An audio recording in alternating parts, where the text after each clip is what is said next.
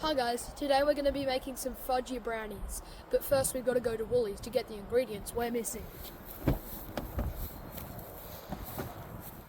So, we need to go get the ingredients we haven't got, which are white cooking chocolate, cocoa powder and butter.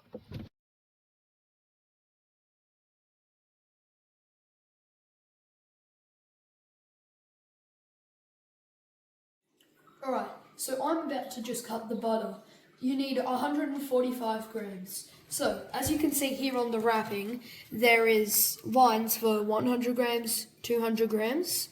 So, you could just open it, but that would be harder. So you can put a groove here for about halfway, a tiny bit less.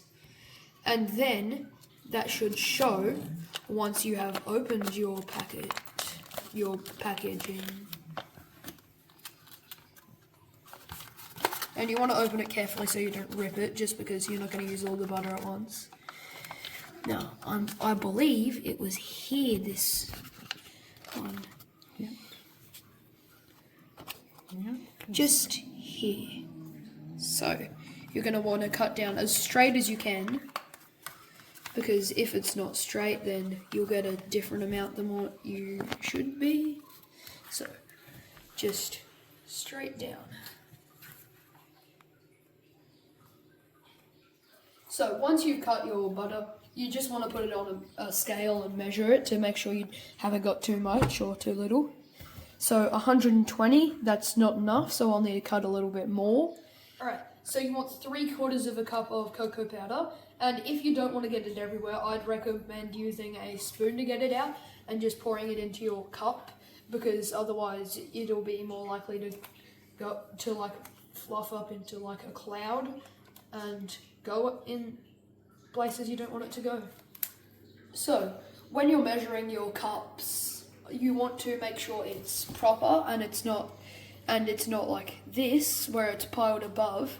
So for that you can use just a butter knife or any other flat utensil, or your finger if you don't have anything else. To flatten it as well as you can, like this, and then you just pour it into your bowl. So, you want 1/2 cup of all-purpose flour or plain flour. So I'll just grab that now. And I'll just use my finger for that, and then to get it more finely, I will grab this.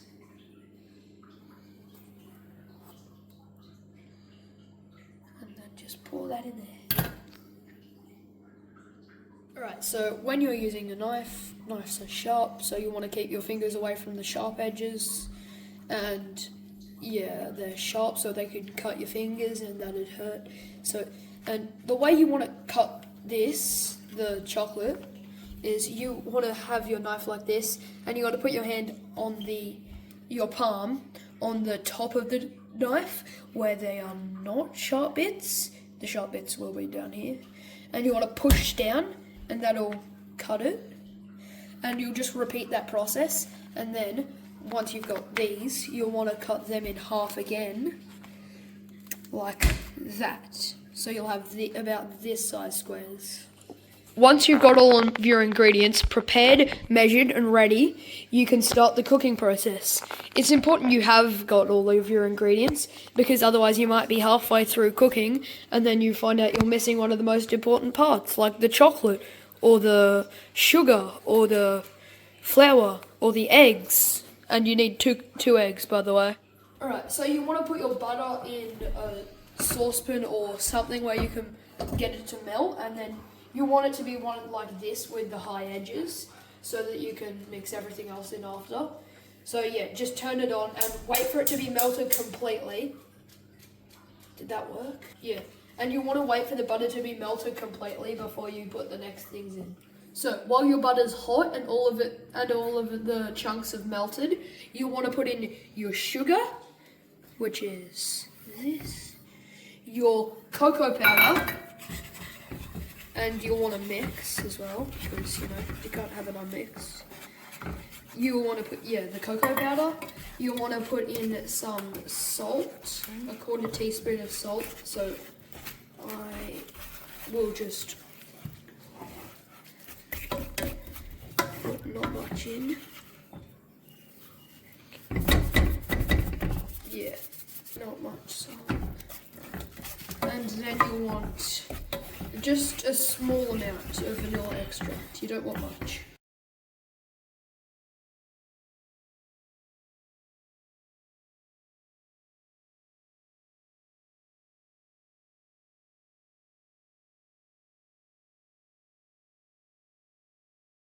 So now you've got your eggs, right?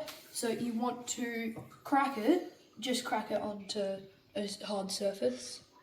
So you want to get something like that, and you want to get your fingers like this and pull the sides apart. And you want to crack it into a cup of some sort or container, because, you know, well, no, you might not know. It could be a rotten egg, and you don't want to put a rotten egg into your thing and ruin it. So this one looks okay, so we'll put this in. And you've got to stir it vigorously once you put it in. So after each egg, and then with your second egg do the same. And this is to like add structure and also to smooth it a bit, make it more smooth, less gritty. So once you've gotten all of your egg mixed in and there's no yolk left visible, you can put your flour in.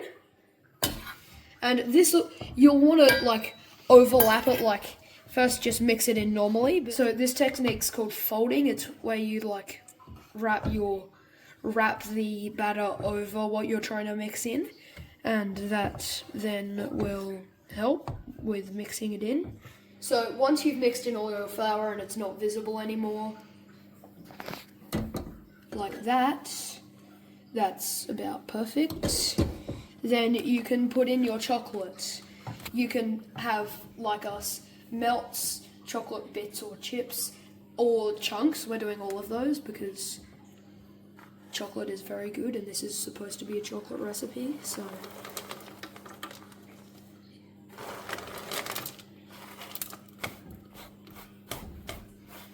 And even if it's just little bits like this, you'll still want to get it in, since A, you don't want to leave your chopping board super dirty, that'd be harder to clean, and also you want to get as much chocolate in as you can.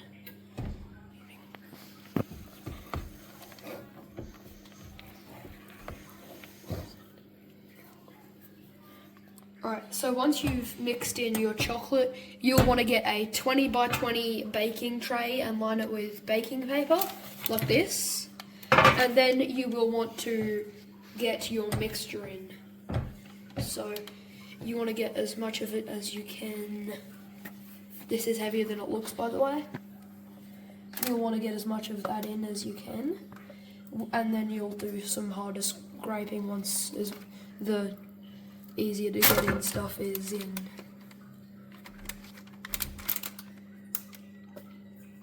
Alright, so you're gonna want to put your oven onto fan forced and then do 165 degrees.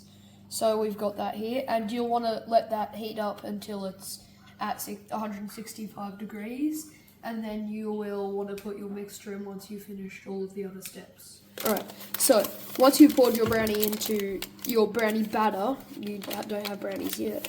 So once you've poured it into your tray, you'll want to start handling it around and spreading it until it's evenly distributed. And you'll want to make sure you fill the corners because you want to have your whole thing covered, not most of it. And you want to you just want to have it completely even as you can. Alright, so once you've spread out your batter, you don't have to spread it out as evenly and perfectly as this. It's pretty hard, so just as well as you can. You'll want to put it in your oven, and the higher you put it up in your oven, the faster it'll cook because the hot air rises, so it'll be near the top, and so if it's near the top, it'll be with the hot air. Alright, so now you've waited the time, you'll want to pull it out. Make sure you have oven mitts on since it will be hot. Handle with care, try not to drop. I will do my best not to. you want to bring that up. So you want to stick in your skewer into a part of it, right? So I'm doing here. And you want to take that out and see how it's got this like, it's glistening a little bit and it's pulled out a tiny bit of the stuffing on it. Yep. So that means that it should be cooked.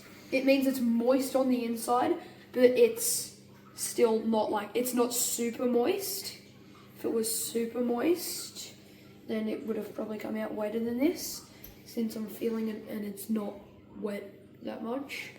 So, you just made brownies. Hi guys, today we're just going to be making some fudgy brownies. But first we've got to go to Woolies to get the ingredients we're missing. The car was